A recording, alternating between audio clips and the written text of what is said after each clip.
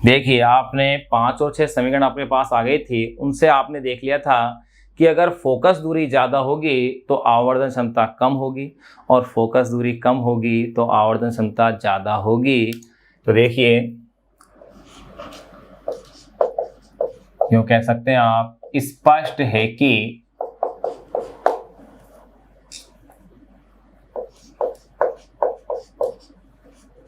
Lens की focus दूरी, स्पष्ट है कि लेंस की फोकस दूरी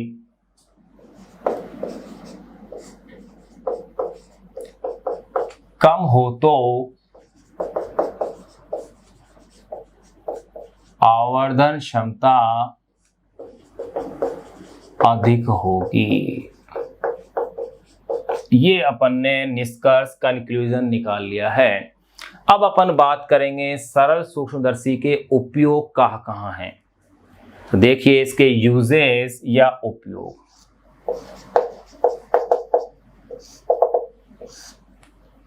नंबर फर्स्ट, पहले उपयोग की अपन पे एक बार चर्चा कर लें।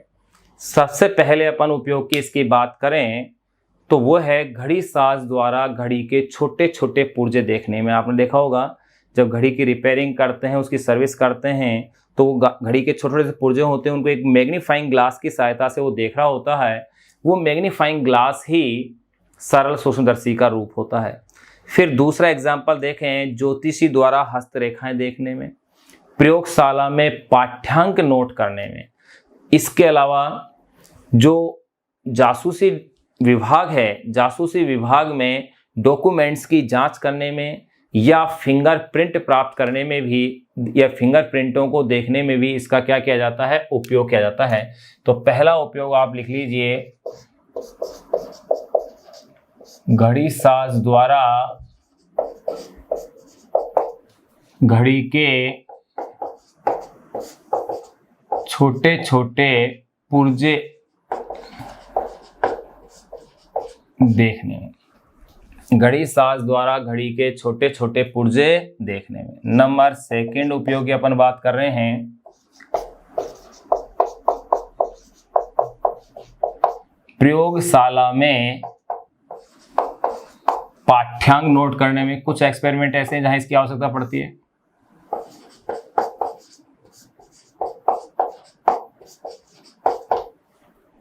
नंबर थर्ड,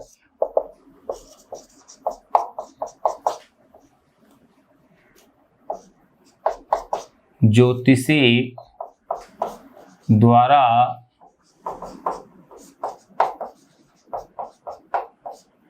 हस्तरेखाएं देखने में। ज्योतिषी द्वारा हस्तरेखाएं देखने में भी इसका उपयोग है। फोर्थ उपयोग और अपन जान लेते हैं,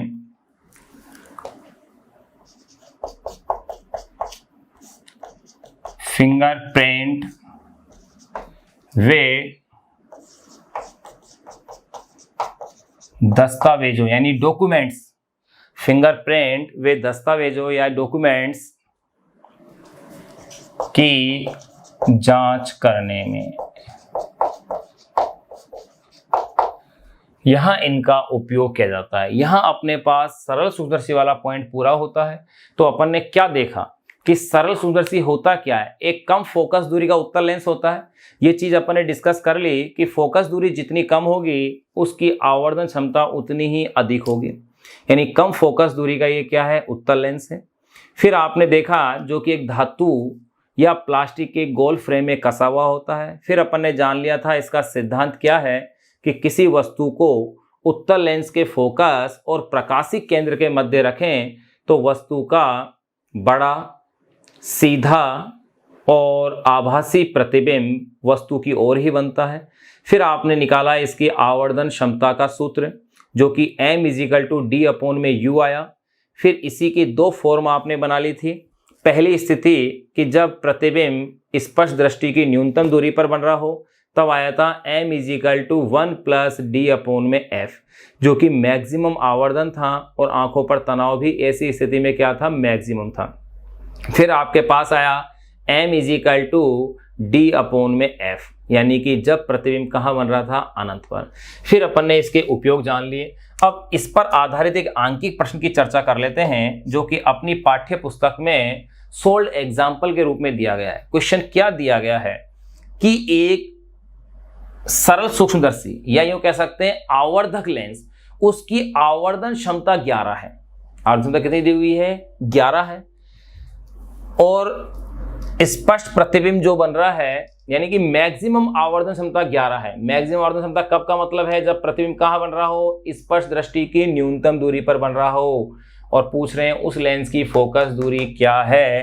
तो क्वेश्चन नोट कर लेते हैं। तो देखिए, किसी आवर्धक लेंस, आवर्धक लेंस से मतलब सरल सूक्ष्मदर्शी, किसी आवर्धक लेंस की अधिकतम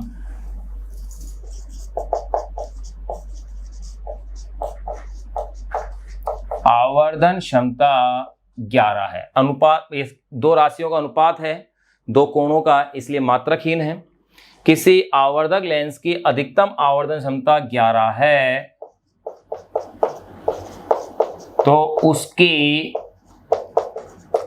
फोकस दूरी बताइए।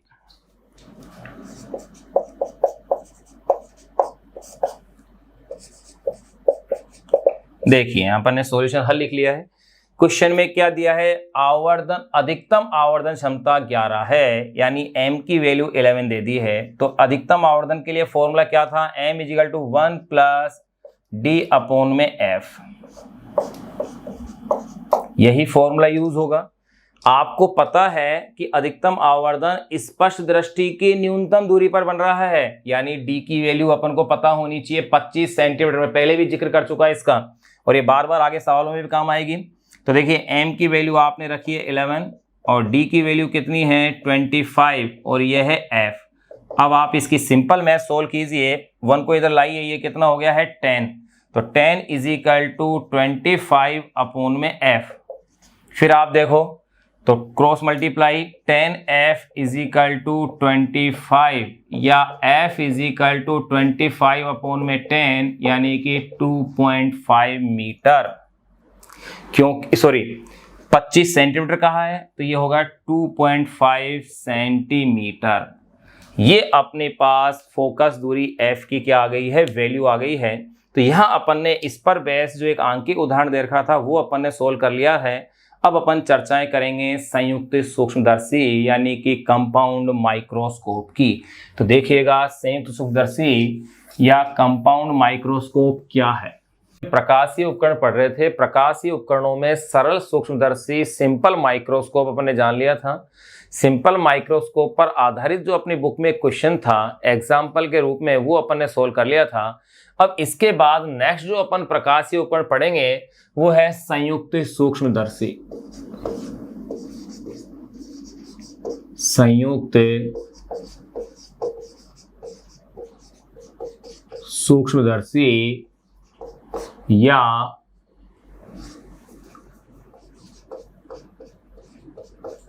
यौगिक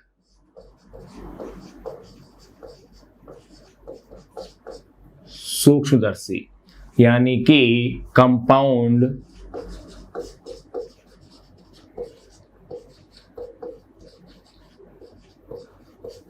माइक्रोस्कोप। देखिए संयुक्त सूक्ष्मदर्शी या कंपाउंड माइक्रोस्कोप इस चैप्टर का इंपॉर्टेंट टॉपिक है। कंपाउंड माइक्रोस्कोप क्या है, इससे पहले अगर अपन देखें कि सरल सूक्ष्मदर्शी जो कि एक उत्तल लेंस था कम फोकस दूरी का, उसकी आवर्धन क्षमता का मान मैक्सिमम 11 या 10 ये अपने पास आ रहा था, यानी कि उसकी आवर्धन क्षमता ज़्यादा नहीं है। इसलिए क्या किया गया, लेंसों का संयोजन करके ऐसे सूक्ष्मदर्शी का निर्माण किया गया जिससे कि आवर्धन क्षमता बढ़ाई जा सके। क्योंकि अपन जानते हैं कि लेंसों का संयोजन करने पर परिणामी जो आवर्धन होता है सभी लेंसों के आवर्धनों का गुणनफल होता है। यानी अगर अपन ने 2 लेंस लिए हैं तो परिणामी आवर्धन दोनों लेंसों के आवर्धन का गुणनफल हो जाएगा। इसी आधार पर संयुक्त सूक्ष्मदर्शी को बनाया गया है। संयुक्त सूक्ष्मदर्शी में 2 लेंस भी हो सकते हैं, 3 भी हो सकते हैं, लेकिन अपन जिसको पढ़ रहे हैं अपने 12th स्टैंडर्ड तक, उसके अंदर 2 लेंसों वाले कंपाउंड माइक्रोस्कोप को अपन पढ़ रहे हैं, यानी जिस संयुक्त सूक्ष्मदर्शी में 2 लेंसों का उपयोग किया गया है। तो देखिए, सबसे पहले अपन इसकी परिभाषा दे दें कि संयुक्त सूक्ष्मदर्शी होता क्या है।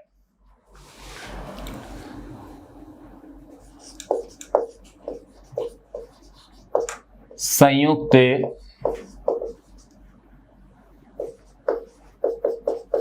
सूक्ष्मदर्शी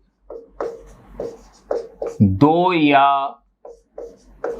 2 से अधिक, संयुक्त सूक्ष्मदर्शी 2 या 2 से अधिक लेंसों के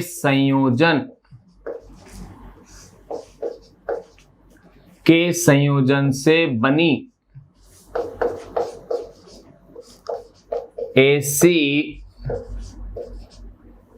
प्रकाशीय युक्ति। तो देखिए, मैं वापस बोलता हूं, संयुक्त सूक्ष्मदर्शी 2 या 2 से अधिक लेंसों के संयोजन से बनी ऐसी प्रकाशीय युक्ति है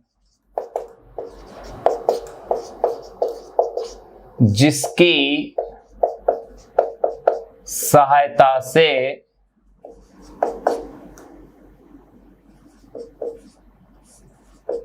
निकट की सूक्ष्म वस्तुओं का,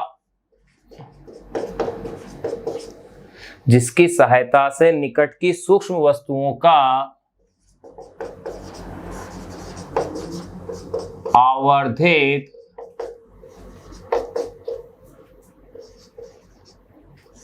प्रतिबिंब प्राप्त किया जाता है। तो देखो, ये अपन ने संयुक्त सूक्ष्मदर्शी की परिभाषा दे दी है कि संयुक्त सूक्ष्मदर्शी 2 या 2 से अधिक लेंसों के संयोजन से बनी ऐसी प्रकाशीय युक्ति है जिसकी सहायता से निकट की सूक्ष्म वस्तुओं का आवर्धित प्रतिबिंब प्राप्त किया जा सकता है। उसको बड़े रूप में अपन देख सकते हैं। ये अपन ने इसकी परिभाषा दी। फिर अपन बात करते हैं इसकी रचना या बनावट की। रचना या बनावट होती क्या है संयुक्त सूक्ष्मदर्शी की? ऐसे दाने इस प्रकार जाने कि इसमें एक धातु की एक नलिका होती है। इस धातु की नलिका के दोनों सिरों पर उत्तल लेंस लगे होते हैं जो समाक्षते होते हैं, यानी एक ही अक्ष के अनुदिश होते हैं।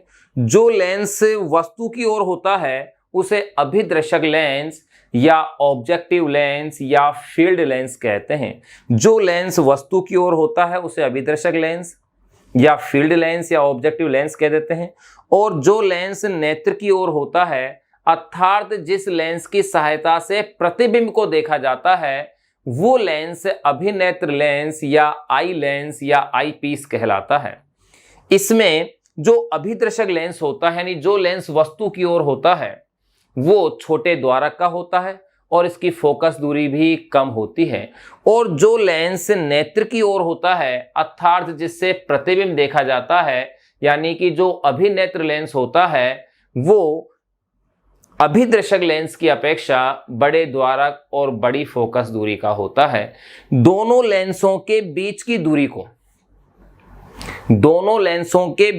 दूरी को दंड चक्रीय प्रक्रम विधि द्वारा घटाया बढ़ाया जा सकता है। प्रतिबिंब को सही स्थिति में लाने के लिए या बिंब को सही स्थिति में व्यवस्थित करने के लिए इसमें जिस विधि का उपयोग किया जाता है उस विधि का नाम है दंड चक्रीय प्रक्रम विधि, रेक एंड पिनियन विधि। तो देखिए, अब इसकी रचना की अपन बातें करें, इसको लिखें, एक बार फिर से उसे जान लें। मैंने क्या बताया? इसमें एक धातु की नलिका के दोनों सिरों पर उत्तल लेंस समाक्षतः लगे होते हैं। समाक्ष एक ही अक्ष के अनुदिश लगे होते हैं। जो उत्तल लेंस बिंब की ओर होता है, यानी वस्तु की ओर होता है, उसे अभिदर्शक लेंस कहते हैं। और जो लेंस नेत्र की ओर होता है अथवा जिसकी सहायता से प्रतिबिंब को देखा जाता है, वो अभिनेत्र लेंस या आईपीस कहलाता है। अभिदर्शक लेंस छोटे द्वारक और कम फोकस दूरी का होता है, जबकि अभिनेत्र लेंस बड़े द्वारक वे बड़ी फोकस दूरी का लेंस होता है। दोनों लेंसों के बीच की दूरी को दंड चक्रीय प्रक्रम विधि यानी रेक एंड पिनियन विधि द्वारा घटाया या बढ़ाया जा सकता है। तो देखिए इसकी रचना, इसमें एक धातु की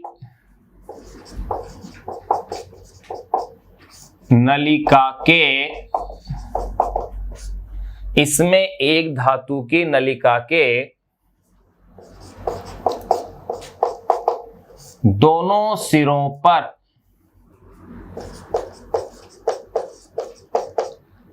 समाक्षते है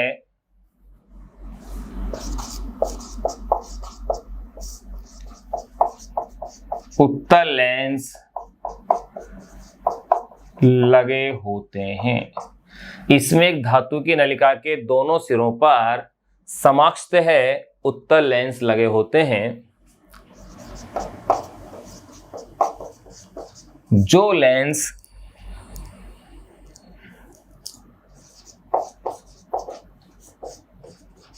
वस्तु यानी कि बिंब की ओर होता है, जो लेंस वस्तु की ओर होता है उसे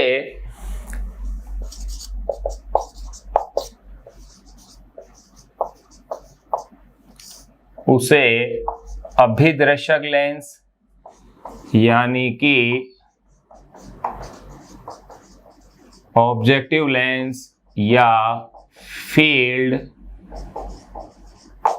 लेंस, और इसे शो करेंगे आप एल नोट से। क्या कहा मैंने? उत्तल लेंस लगे होते हैं, जो लेंस वस्तु की ओर होता है उसे अभिदर्शक लेंस यानी ऑब्जेक्टिव लेंस या फील्ड लेंस एल नोट कहते हैं। एवं जो लेंस नेत्र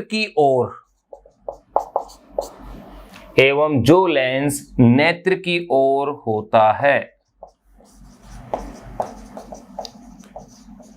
अर्थात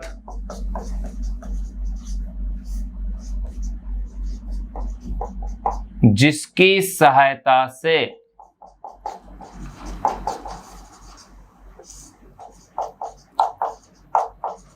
प्रतिबिंब को देखा जाता है,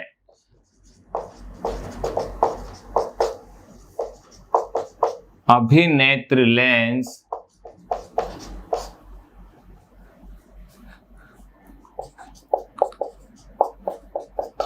या नेत्रिका यानी आईपीस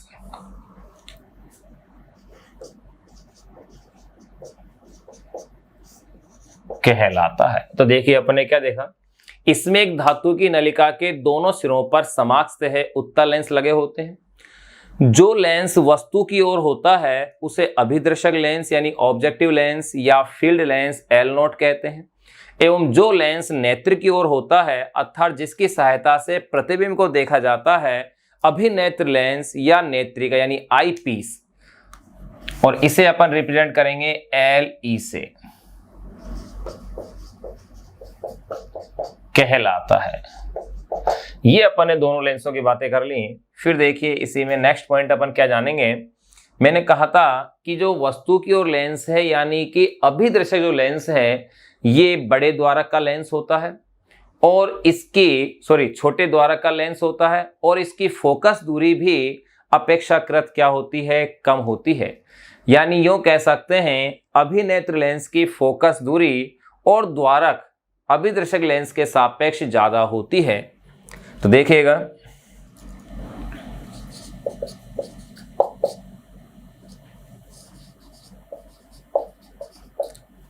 अभिदर्शक लेंस का द्वारक छोटा वे फोकस दूरी एफ नोट। ध्यान रहे अभिदर्शक लेंस की फोकस दूरी को किससे रिप्रेजेंट करेंगे अपन? एफ नोट से। अभिदर्शक लेंस का द्वारक छोटा वे फोकस दूरी एफ नोट कम एवं अभिनेत्र लेंस का द्वारक वे फोकस दूरी एफ ई। अभिदर्शक लेंस का द्वारक छोटा वे फोकस दूरी एफ नोट कम एवं अभिनेत्र लेंस का द्वारक वे फोकस दूरी एफ ई अपेक्षाकृत बड़े होते हैं। यानी कि अभिदर्शक लेंस के सापेक्ष क्या होते हैं? ये बड़े होते हैं। दोनों लेंसों के बीच की जो दूरी होती है उसको दंड चक्रीय प्रक्रम विधि द्वारा घटाया या बढ़ाया जा सकता है।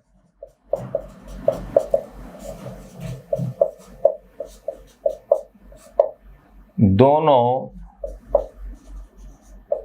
लेंसों के बीच की दूरी को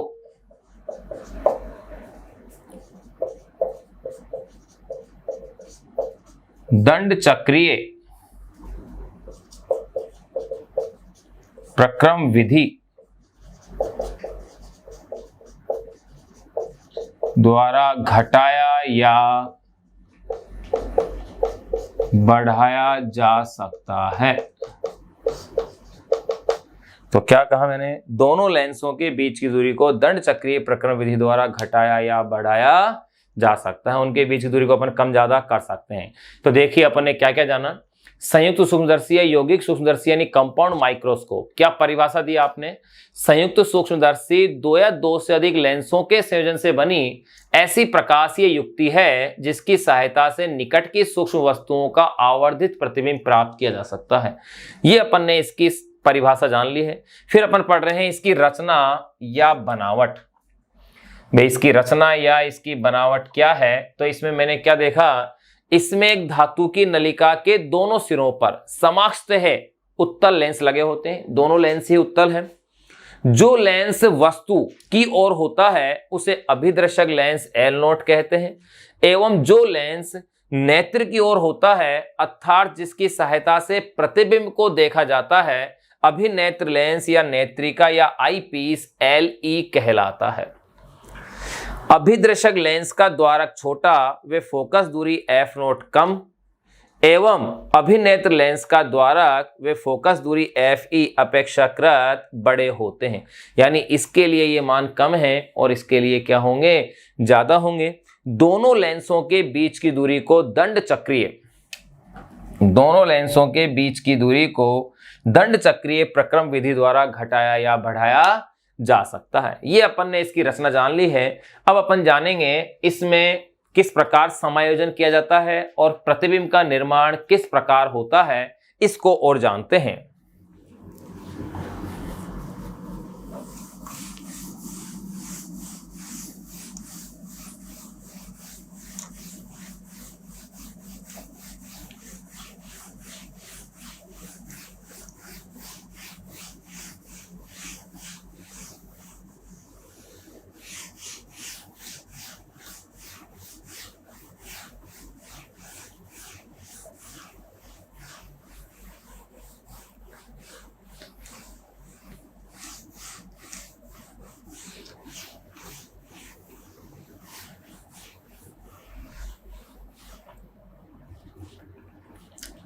देखिए नेक्स्ट जो कंटेंट्स अपन इसका जान रहे हैं वो है समायोजन वे प्रतिबिंब निर्माण। समायोजन वे प्रतिबिंब निर्माण। देखो इसको आप प्रतिबिंब निर्माण अपन कैसे कर रहे हैं इसको आपको अच्छे से जानना है, क्योंकि अगर आपने डायग्राम बना लिया है तो इसी आधार पर अपन इसकी डेरिवेशन कर पाएंगे और डायग्राम को अगर तरीके से बनाएंगे तो बहुत अच्छा बनेगा। तो देखिए किस तरह से, जैसे स्टेप्स हैं, ये मेरे पास अभिदृशक लेंस है, अभिदृशक लेंस मैंने ये ले दिया है L0, ये मैंने इसकी अक्ष ले दी है।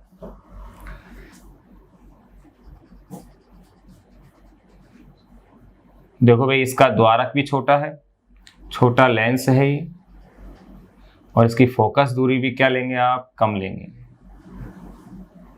इसका प्रकाशिक केंद्र मैंने ले लिया है O1, क्योंकि एक दूसरा लेंस और आएगा अभिनेत्र लेंस, उसके द्वारक को लेंगे आप O2 से। एक लेंस अपन ने ये ले लिया है अभिदृशक लेंस L0, जिसके लिए प्रकाशिक केंद्र क्या है, O1 है। किसी वस्तु को या किसी बिंब को, देखो यहां इसका ये फोकस है, इसको मैं F0 लिख रहा हूं, और ये हो गया है 2F0। ये अगर F0 है तो ये हो जाएगा 2F0। किसी बिंब को या वस्तु को मैं F0 और 2F0 के मध्य रखता हूं, तो देखो ये चीज आप पढ़ चुके हैं कि उसका प्रतिबिंब कहां बनता है, इस तरफ 2F0 से परे बनेगा, उससे दूर बनेगा, बियॉन्ड 2F0 होगा। तो देखिए उस प्रतिबिंब का निर्माण करते हैं। सबसे पहले एक प्रकाश की किरण तो आप इसके प्रकाशिक केंद्र से गुजार दीजिए, जो कि बिना किसी परिवर्तन के इसमें से सीधी चली जाएगी।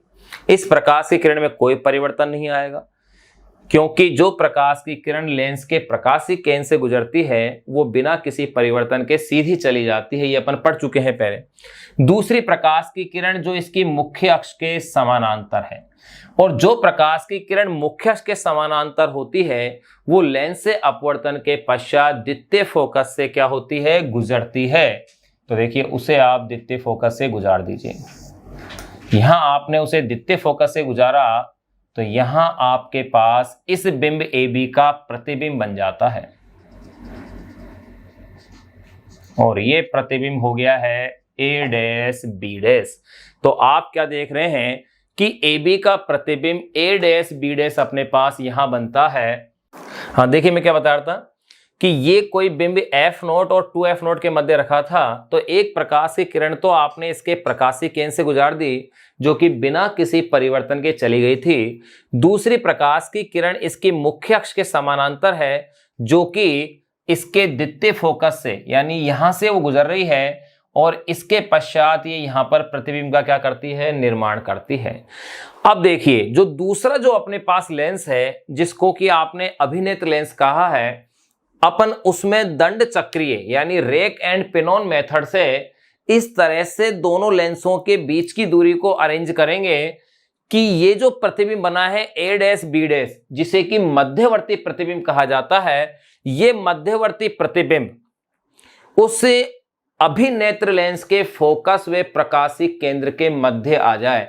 और ये आप जानते हो जब कोई बिंब उत्तल लेंस के फोकस और प्रकाशिक केंद्र के मध्य होता है तो जिस ओर बिंब होता है उस ओर ही उसका आवर्धित और सीधा और आभासी प्रतिबिंब निर्मित हो जाता है। तो यहां पर भी अपन ऐसा ही करते हैं कि ये उस लेंस को इस तरह से अरेंज करते हैं। देखिएगा ये आपके पास दूसरा लेंस है LE।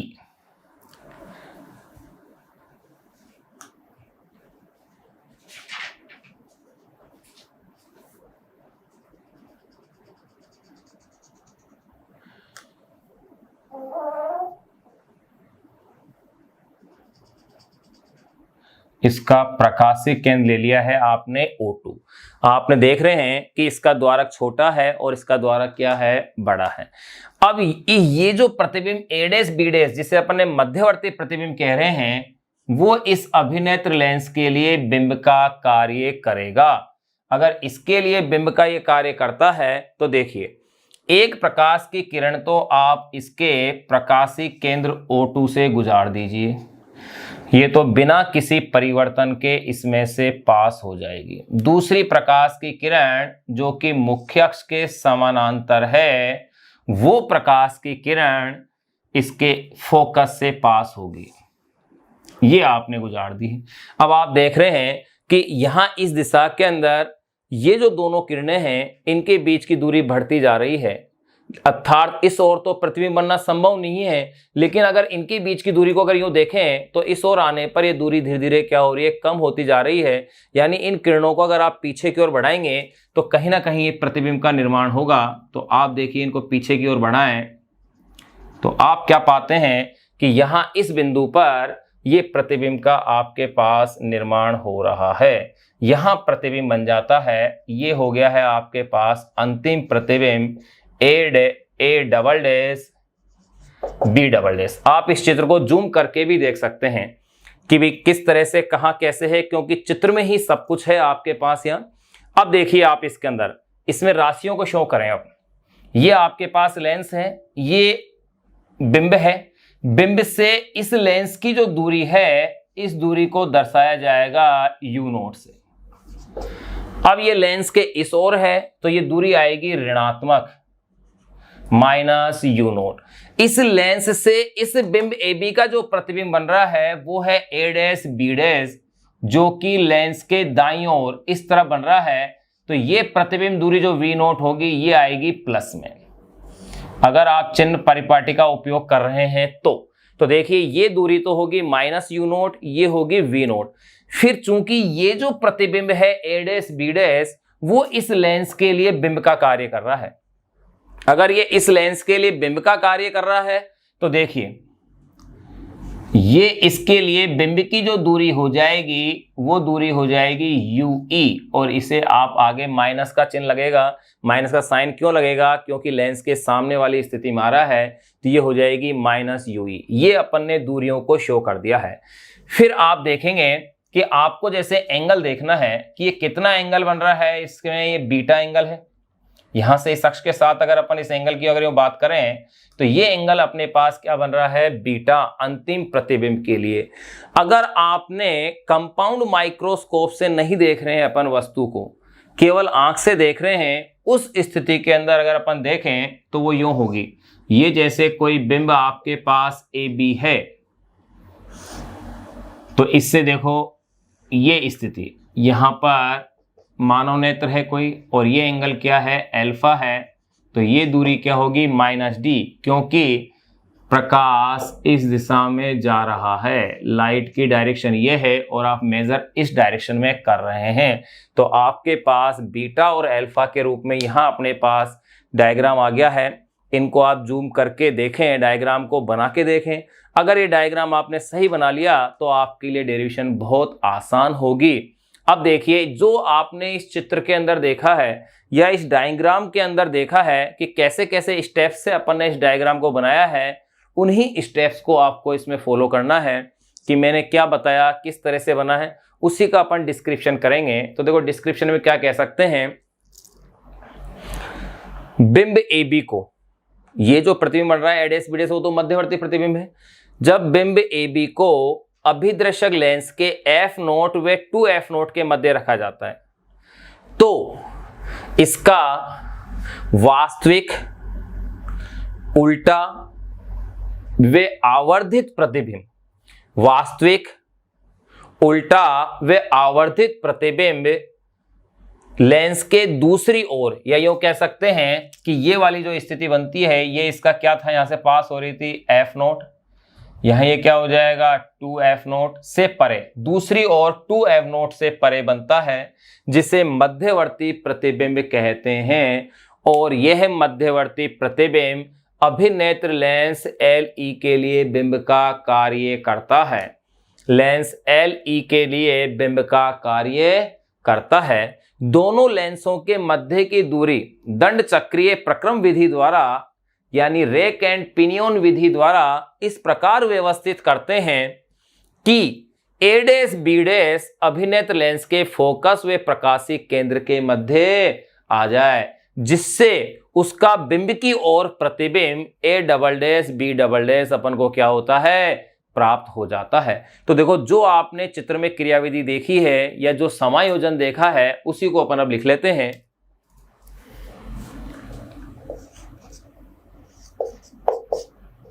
बिंब AB को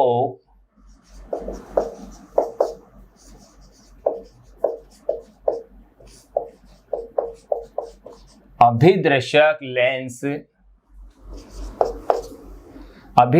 लेंस के बिंब AB को अभिदृश्यक लेंस के F0 व 2F0 के मध्य बिंब AB को अभिदृश्यक लेंस के F0 व 2F0 के मध्य लेंस के सामने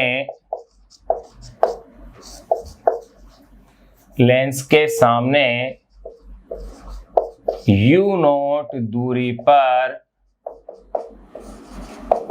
रखते हैं। लेंस के सामने U0 दूरी पर रखते हैं, जिससे बिंब AB का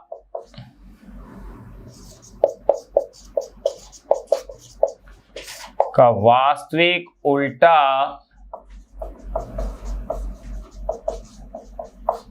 व आवर्धित प्रतिबिंब, जिससे बिंब AB का वास्तविक उल्टा व आवर्धित प्रतिबिंब A', B'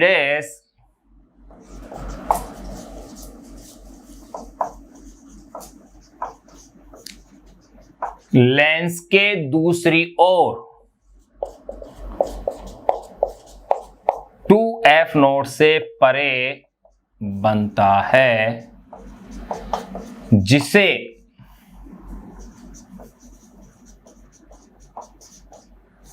मध्यवर्ती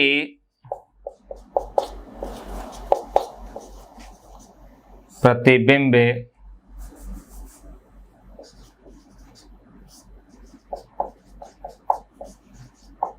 कहते हैं।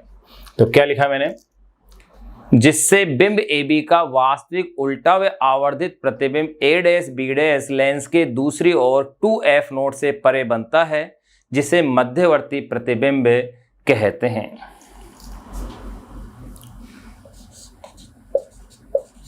यह मध्यवर्ती प्रतिबिंब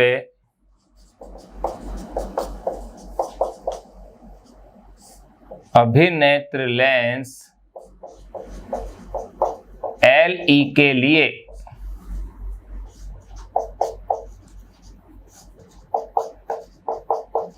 बिंब का कार्य करता है।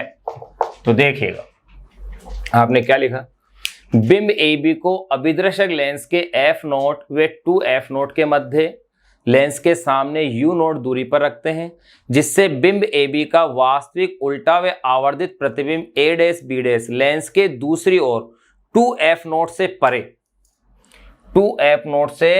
परे और कितनी दूरी पर, आप ब्रैकेट में नोट कर सकते हैं, V0 दूरी पर दूसरी ओर 2F0 से परे अर्थात V0 दूरी पर बनता है। यानी कि ये जो प्रतिबिंब की दूरी है वो क्या ले लिया आपने, V0 दूरी पर बनता है, जिसे मध्यवर्ती प्रतिबिंब कहते हैं। यह मध्यवर्ती प्रतिबिंब अभिनेत्र लेंस LE के लिए बिंब का कार्य करता है।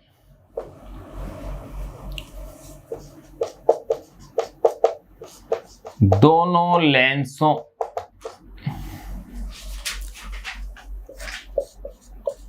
L0 व LE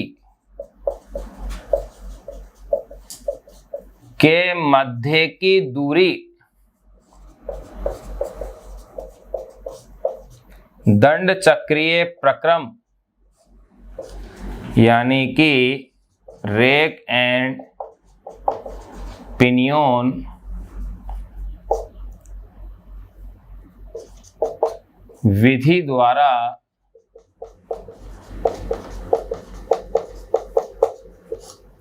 इस प्रकार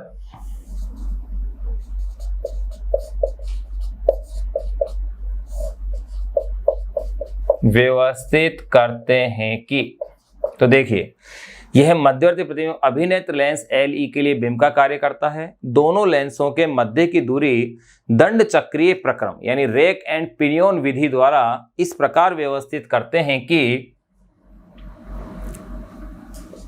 A dash B dash lens LE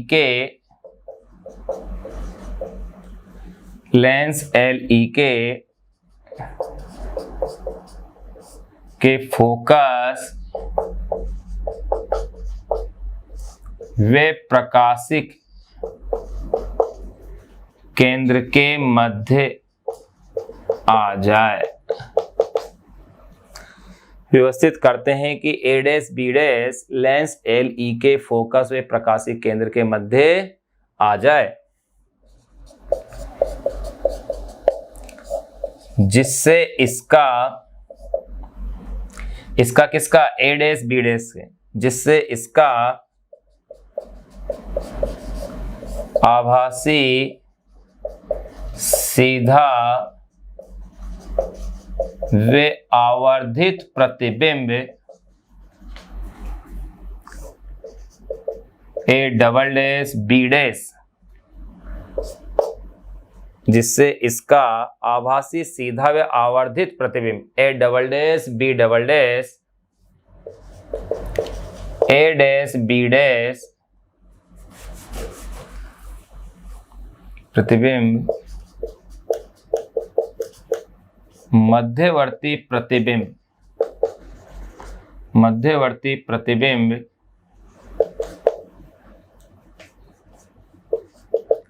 A dash B dash की और ही बने। तो देखिए मैंने क्या कहा, बिंब AB को अभिदृश्यक लेंस के F0 व 2F0 के मध्य लेंस के सामने U0 दूरी पर रखते हैं, जिससे बिंब AB का वास्तविक उल्टा व आवर्धित प्रतिबिंब A dash B dash lens के दूसरी ओर 2F0 से परे और कितनी दूरी पर, V0 दूरी पर बनता है, जिसे मध्यवर्ती प्रतिबिंब कहते हैं। यह मध्यवर्ती प्रतिबिंब अभिनेत्र लेंस LE के लिए बिंब का कार्य करता है।